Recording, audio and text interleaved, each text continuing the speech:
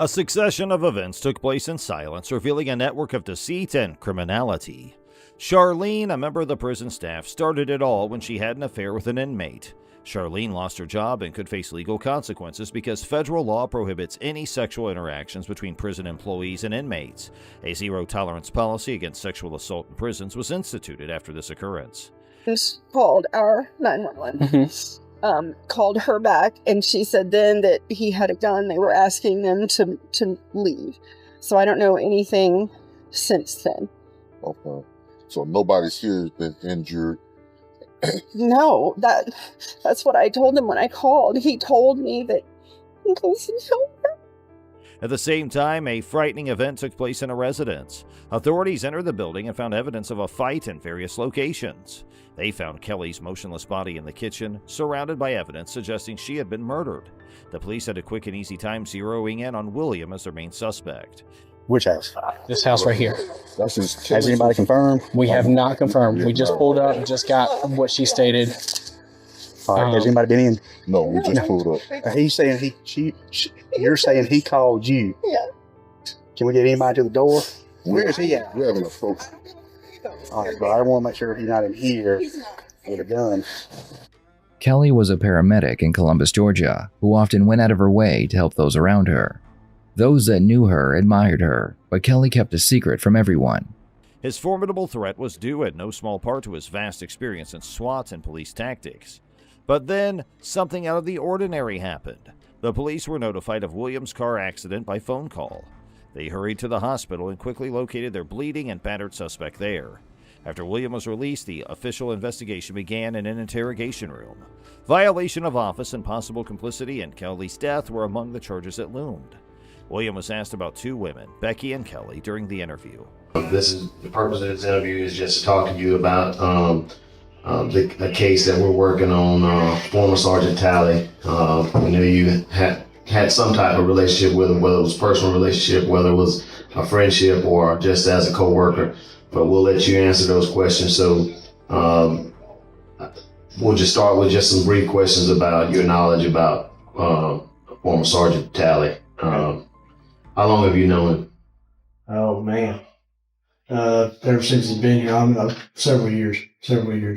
Okay. Do you have any idea about how long he's been working here at the police department? I really don't. I mean, off the top of my head, I would imagine over 10 years. I would think, I don't know, probably 10, 12 years. Okay. I really don't know. How long have you been working here? 28 years. Kelly was his lover, but it later came out that William was married to another lady named Rebecca Talley. William's expression changed from one of bewilderment to one of evident anguish, yet his veracity remained in doubt. William's feelings bubbled to the surface as the investigator continued to pry.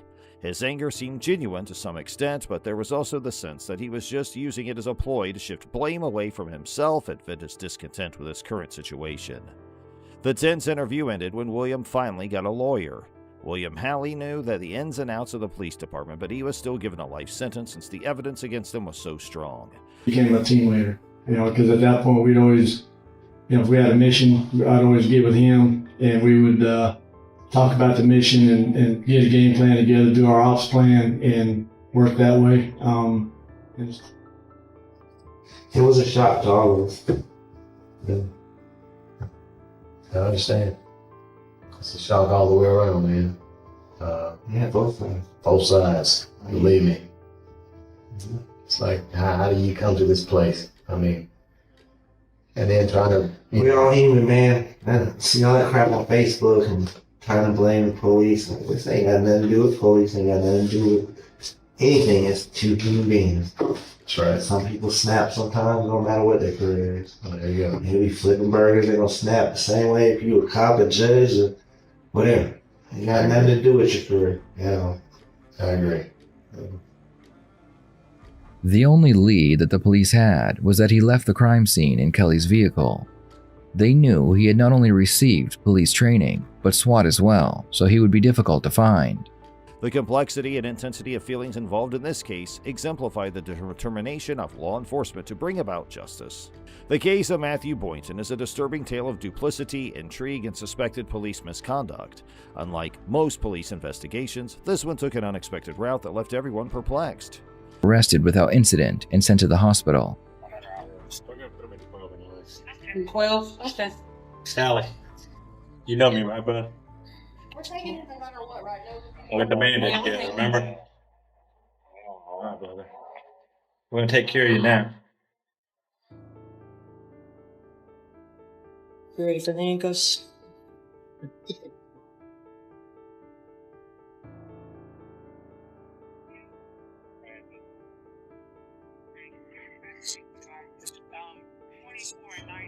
After William was cleared at the hospital, he was put into an interrogation room. Hey, man. Want some water? Sure. A cup of coffee? You sure? Well, we got a bottle of water here just in case you need it.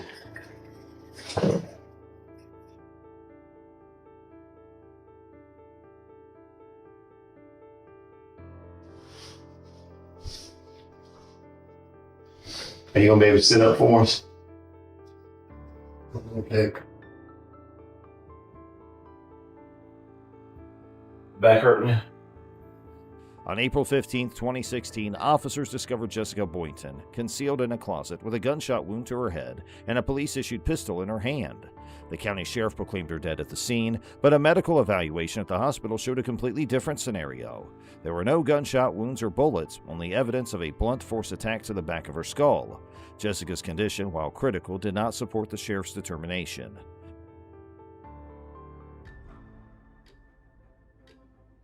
You know how long you been in the hospital? Days. Days. Yeah. All right. Well, I'm here to tell you I'm not your judge, man, okay? I'm not your judge. But we brought you over here hoping we can get a better understanding of maybe what happened on Saturday, Sunday, and hopefully we'll get your side of that, and you can kind of help shed some light on what happened out there, okay? And maybe some of the events that might have led up to this. All right. But before we do that, we got all your information written down here on advice for rights form. You got a bachelor's degree, right? All right. And so we're going to advise you of your rights, and then we'll kind of go from there, okay? Matthew Boynton, a key figure in this confusing case, emerged as a leading suspect. He stated he received a text message from Jessica indicating she was thinking about suicide. He contacted the police after hearing 2 gunshots from their residence. During the police interview, however, Matthew's discrepancies became apparent. When questioned about a bag containing Jessica's personal stuff, his dishonest actions became clear. Matthew's long and rambling response to a basic question concerning the bag indicated to the police that he was not telling the truth. The detectives had suspected him of hiding something before, but now they were convinced. This bag, which contained Jessica's clothes and was discovered in Matthew's possession, proved that he had lied under oath. Read this bottom portion, and if you're able to, when I finish up, if you would just initial on these lines saying you understand, if you're able to, and then sign it for me. The bottom portion is a waiver of rights. Says, I have read or have had read to me the above rights, and I understand what my rights are. I am willing to make a statement and answer questions without having a lawyer present at this time. I understand and know what I am doing. No promises or threats have been made to me, and no pressure or coercion of any kind has been used against me. Can I ask what my charges are? Yeah, right now you're charged with murder. You're charged with violation of oath of office, and you're charged with possession of a firearm during the commission of a crime. The bag theft may seem little, but exposed Matthew's credibility issue. Most of his information may be false if he lied about that. He resigned from the police after confessing to taking the bag and lying under oath. The assault on Jessica and that sad night went unresolved, darkening the case. Matthew was never charged with these major crimes, creating police corruption accusations. The county sheriff, his grandfather, had initially declared Jessica dead at the scene, raising his suspicions. The head trauma erased Jessica's memory, therefore the night's events are unknown. This story is a disturbing reminder of power abuse and unsolved questions. Well, I can tell you who, if we can get started there. And it is Kelly.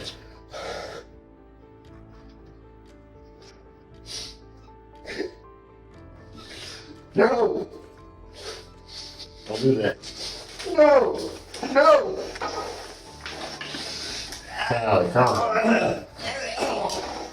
Tally. Bill. Billy.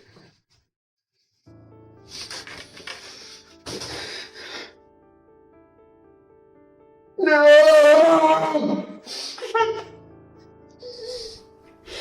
No! A small, poorly lit interrogation room was tense. Stephanie Eileen Lazarus, a former top detective, sat across from two others, anxious. This strange and unnerving dialogue took place in a chilly, calculated interrogation room. The detectives, aware of Stephanie's background, had deceived her into working on a confidential investigation. They promised her the interrogation room was the safest location to talk. Stephanie, plainly uneasy, fidgeted and looked around. Here, let me give you the nasty. Bill. Bill, no. Stop, Bill. Relax. Bill, stop. Relax. I'm not here to judge, man. Just stop. Just stop. Hey, you want some water? I think you need to have a sip of water. Relax. Stop.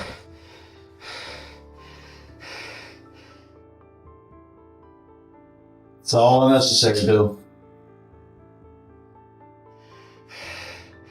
If you don't want to talk to us, that's fine, but let's not do this, okay? Okay? Let's not do this, okay? The 1986 murder of Sherry Rasmussen went unsolved for 23 years. Shot 3 times, Sherry was found dead at home. It was initially assumed to be a bungled burglary, but the inquiry failed. Due to her intricate love triangle with Sherry and John Rutten, Stephanie was a potential candidate based on fresh DNA evidence. The investigators approached John warily, sensing Stephanie's uneasiness. Stephanie's irritation was clear. Her breathing accelerated and she got defensive. She strongly denied murdering Sherry and demanded to know if she was suspected.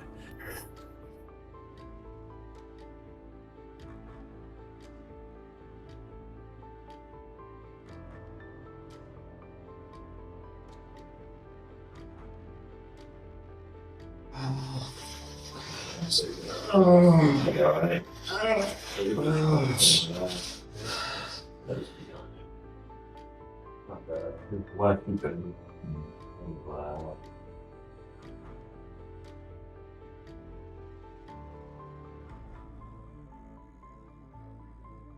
Billy, you don't want to talk to us?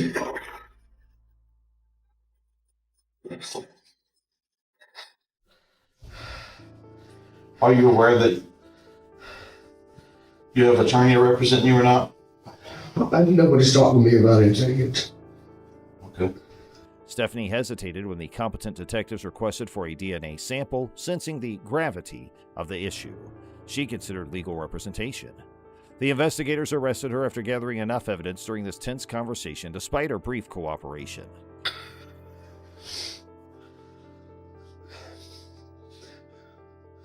Who else did hurt? Right now you're hurting yourself. I don't care about me.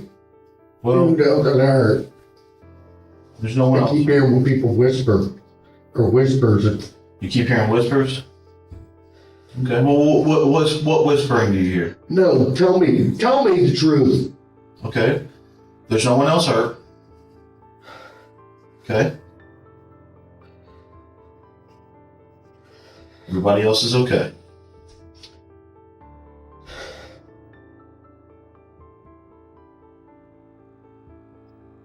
Kelly's dead. Yes.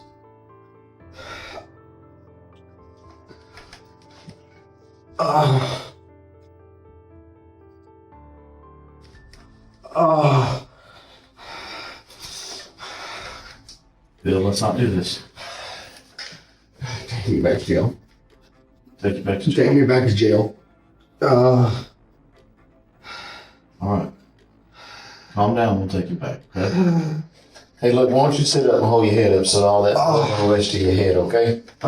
Sit up for me. Okay. Down. There you go. Sit up for me, man. Sit up. You got all that blood rushing down to your head. You know better than that, okay? Relax. Relax. Months later, the courtroom would host this twisted drama's finale. Stephanie Lazarus was tried for murdering Sherry Rasmussen. The verdict was damning. First-degree murder. After 2 decades of hiding her guilt, Stephanie was sentenced to 27 years. The end of a famous investigator who had escaped justice for too long began with this weird and unsettling interrogation room showdown. We thought we had seen it all, from mass murders, psychopaths, hooligans, and serial killers to even presidents. Cops have been on a roll arresting people of all types, but have seen cases where they arrest FBI agents. Were they rightly arrested? And do wrongful arrests of law enforcement officials call for the arrest with heavier punishments? Join us as we check a look at bizarre cases where dumb decisions from cops take them to rather odd position. So why don't we just kick things off with a crossover story of an FBI agent who has been wrongfully jailed?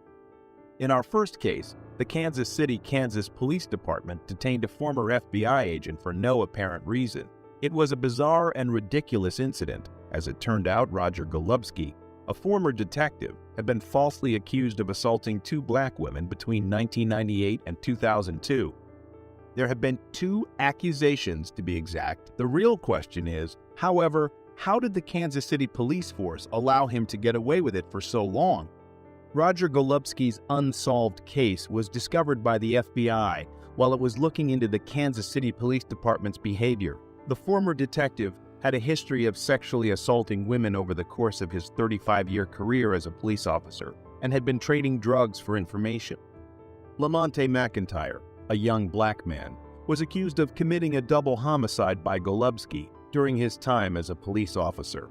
McIntyre was ultimately freed after serving 24 years in prison without proper cause as a result. Golubski was taken into custody by the FBI on suspicion of 6 counts of sexually assaulting 2 black women. He has since entered a not guilty plea. Despite the jury rejecting his lawyer's request for release on medical grounds, he was kept in custody for routine medical examination.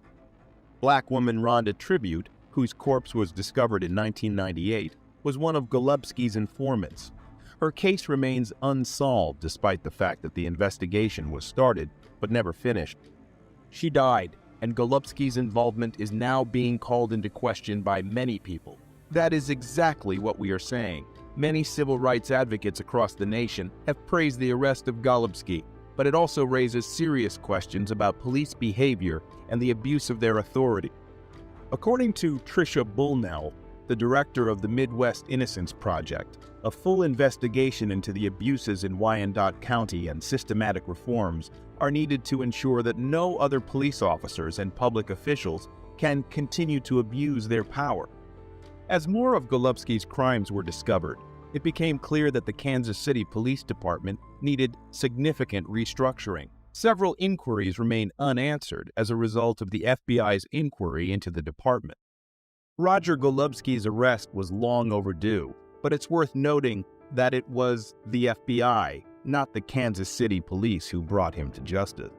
Next up, with the arrest of 2 Drug Enforcement Administration officers by the FBI in Nassau County, Florida, the situation has unexpectedly turned around.